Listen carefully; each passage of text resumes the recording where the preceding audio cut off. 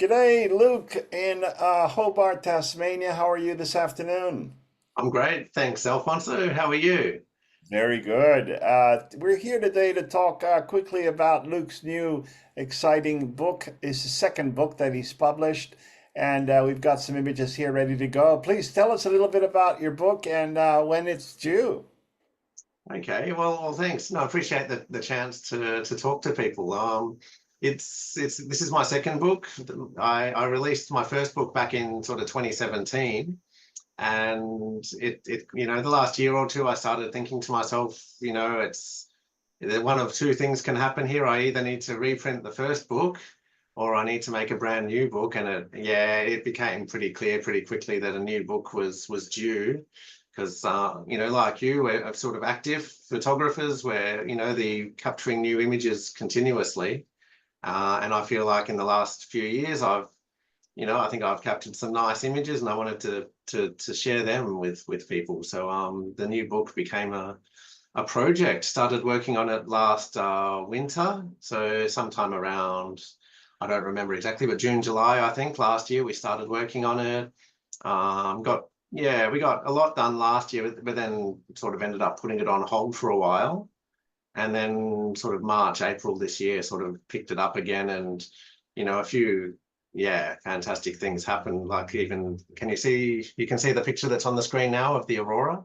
Yes, it's So been going off there lately, and they predict to yeah, have more coming. we're right in the middle of solar maximum, and there's been I mean, that aurora happened back in May 2024, which was, it was one for the ages. And so that, even that event, I had to make sure I got some of those pictures into the book too. And these were probably the last pictures that went in the book.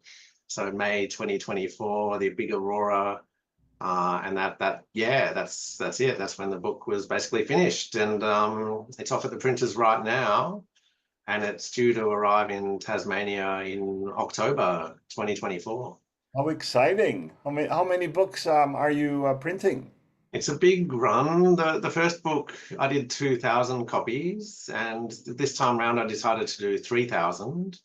Um, I don't know the exact reasoning behind that, but I just thought, I'll back myself. I think it's a good book. I'm very proud of the images that are in there, and I'd just like to Congratulations. get it out in the world. Yeah, thanks, Alfonso. And how many images are in the book?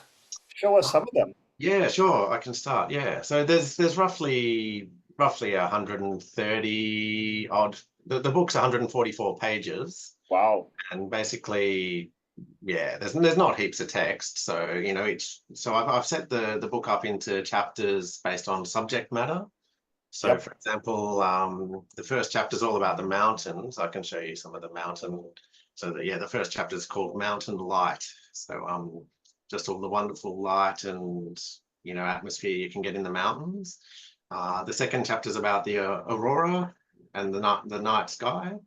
Uh, Beautiful. the next chapter is about the forests, and the forest chapter sort of includes waterfalls and macro fungi shots.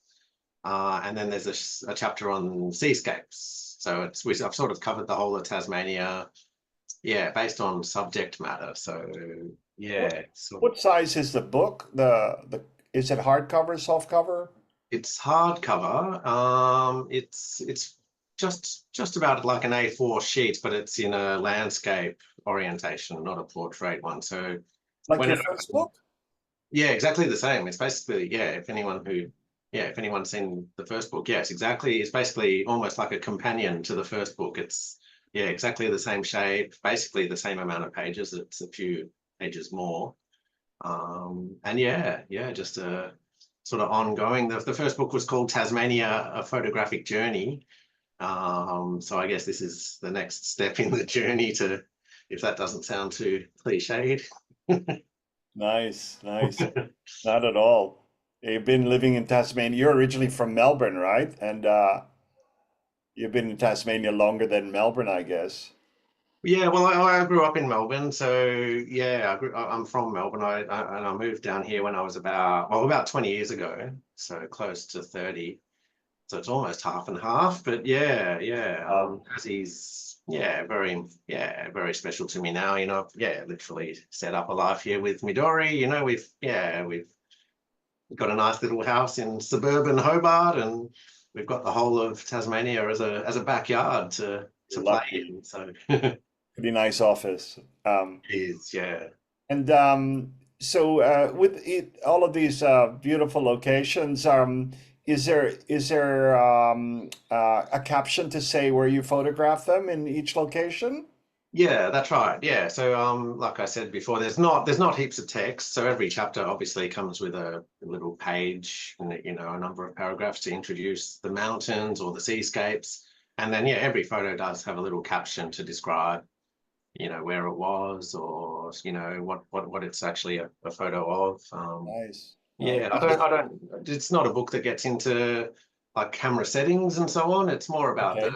the locations sort of speaking for themselves. It's not necessarily like a textbook on, which aperture to use and which ISO to use and all that sort Yep. of thing. It's more about the finished product than all those, yeah, settings and things. Any words of wisdom or in your writings, like feelings that you had, or what did you write about? Well, like for example, this picture right here, like this is Mount Anne in the southwest. Yeah. And I mean, yeah, it was actually an amazing morning. Like we woke up, we didn't actually realize. Well, we went up on this is sort of the northeast ridge of Mount Anne. It's a spot called Pandani Shelf, and I'd never been there before, but I'd read about it, seen pictures, and I knew that there were giant cushion plants. It was famous for these big giant cushion plants. And it was a huge walk to get up there, and we were exhausted when we got there. And we just set up camp, in the first flat place we could find. And then in the next morning, like there was magic morning light, like what we can see here, and there was actually almost like a half sort of rainbow, almost starting to form. Mm. And we weren't in the campsite, wasn't necessarily the best photo, but so I started just walking and sort of following the rainbow, and basically the rainbow led me right to this cushion plant. And as I got there, the rainbow disappeared and the mountain came out, and it was like a bit of a magic moment. And yeah, so I wrote a bit about that in the opening chapter, to introduce the mountain photos. Just so some of a lot of the chapter intros have a bit of stories like that, like Mm. just a little bit of so that people know what I was seeing or experiencing as I shot the pictures. Yeah, that's the beauty of Tasmania. And what are the other chapters? If you scroll down on the left there, I can see some other fagus. Ah, you have a whole bunch of. You have a chapter on fagus.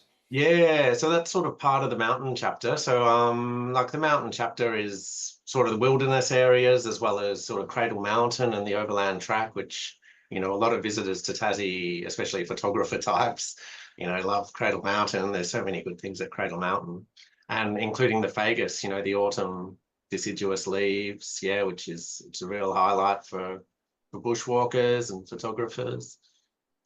So yeah, as well as Cradle Mountain and the Overland Track. There's a lot of great waterfalls. There's a lot of really interesting vegetation. The Tasmanian wilderness it's World Heritage listed. There's a lot of unique plants and things that are not found anywhere else in the world. So I've tried to include a lot of what makes Tasmania special, in terms of natural beauty and natural values. So Mm. Wow. And so yeah, you've been very fortunate with so many aurora opportunities there. I can see over yeah, enough to make a chapter. I know there's a whole chapter on the aurora and finishing literally with that big show that we got in May. But a lot of these shots came in the last year or two, like yeah, because it is Wow. the maximum now, Wow. and we are getting more auroras than you'd typically expect. Yeah, Um, it's really great that you're gonna and you're expecting more to come over the years. So hopefully you'll get a lot more people signing up onto your workshops too. Yeah, well, that would be very welcome. Yeah, yeah. I mean, I tend to make an effort with the tours to set them during new moon, or at least during the darker parts of the month. Mm. Just in case if we're away at somewhere like Cradle Mountain, like this shot here was actually captured in the middle of actually the first day of a workshop. So I had a small group of people, and we all, got this amazing scene. Oh, Lovely. that's so rare. That's That's so rare. I think I was in the Bay of Fires. You were there. Remember, I talked to you. yeah. And I was there the 2 days. I went there 2 days after this happened, but Ah, obviously I didn't get what you got. I was like kicking myself, going, "Oh wow, I know Luke's over there, and he caught this." 'Cause yeah. That was I that don't know was if people know that it's very hard to get a Milky Way or even a clear night in the mountains. Yeah, incredible. Yeah, it really everything has to line up perfectly for you. I Yeah, know, but you got both. I You know. got the No, aurora and you it's a bit got of a the treat. and you got the Milky Way there on the left. Yeah. Oh wow, look at that. Amazing. So tell us where people can buy this book, and I'll put some links in the video anyway. And what are we hoping to buy the book for? So, yeah, like I said, it'll be available at the end of October. So October, November 2024 onwards, it'll be available. It'll be $65. Yes. So obviously, buying directly from my website will be an option. I will be offering those good people who buy one in advance of the book appearing. I'll be offering them free postage. But obviously once we get later or further Yeah. on, it'll be $65 plus What postage, are Okay, so you're offering that till October 2024. basically till Okay. once the book lands, and so all the pre-orders I get before the book lands, they'll have free postage within Australia. Hmm. And then from then on it'll be available in shops as well. It'll be available. Well, that'll be the main, especially in Tasmania. I'm going to explore, given I've got a few more on hand, I'm going to explore whether it's possible getting it into some mainland bookstores as well. Okay. I might try and get it on the Spirit of Tasmania. People who are heading down to this on the Spirit I'm going to approach them too. Hopefully, get a good response. But that's my plan for the next couple of months. Actually, now that the book's finalised and it's with the I printer. see. And what's the title of the book again? What's the It's do you have called a book yeah, cover about? it's called Timeless Tasmania. Yes. So just a bit of a shout out to the ancient landscapes we've got here, the ancient mountains and the vegetation as well. Did strike me as a nice title, and I did a little bit of googling, and I don't think anybody's used that title before. So I thought, that would be good. Fantastic. Is that a meteor shower? This one's a comet. Oh, Yeah, wow. this comet came through. Oh, I think that's the date there. It was December 2021. Wow. So that's well, that was really, yeah. So the Aurora chapter also includes a few night night photos, not necessarily all of them are auroras, but a few Milky Ways and comets and things like that. Fantastic. Oh, well, thank you so much for showing us a little snippet of the book, and congratulations again for putting this together. And I'm sure you're gonna sell them like hotcakes, and it'll make a really nice Christmas present for people.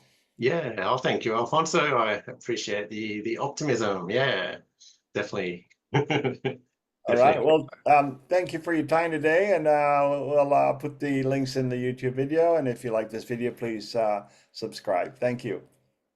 Thank you.